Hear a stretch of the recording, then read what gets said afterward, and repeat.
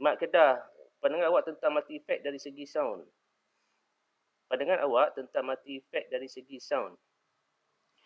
Multi effect ni, dia satu benda yang 10 pedal, 15 pedal kita rebal tu di-compact dalam satu device, satu peranti. So, kita panggil dia multi effects.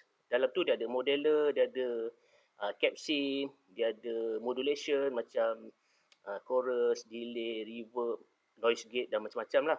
Jadi, kalau lagi berjenama sesuatu barang tu, ataupun senang cakap lagi mahal, biasanya modeler yang dipakai itu adalah high-tech-nya. Kalau yang multi effects yang murahnya, macam contoh Moore GE 100 ke kan.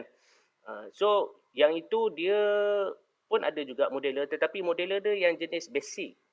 Maknanya sesuai untuk pemula. Tapi bunyi dia tetap sedap. So, dia ada yang low end, dia ada yang medium end macam Veleton, macam Zoom yang saya pakai ni. Saya pakai ni Zoom Dave Mustaine G2.1. So, ada yang Moore GE, Nux NG30, tu pun okey. Nux NG30 tu semua okey. Tak kisah apa-apa pun, janji sesuai dengan kemampuan kita, itulah yang terbaik pada kita. Itu saya punya pandangan lah.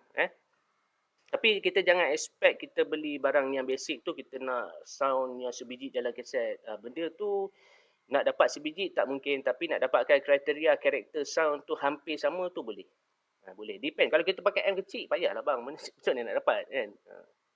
Kenapa tali gitar macam ada current lebih? Kadang terkena kejutan. Awak ada elektrik statik ni. Dalam badan awak ni ada elektrik statik. So awak kena keluar daripada rumah tu, buka kasut, jalan kaki.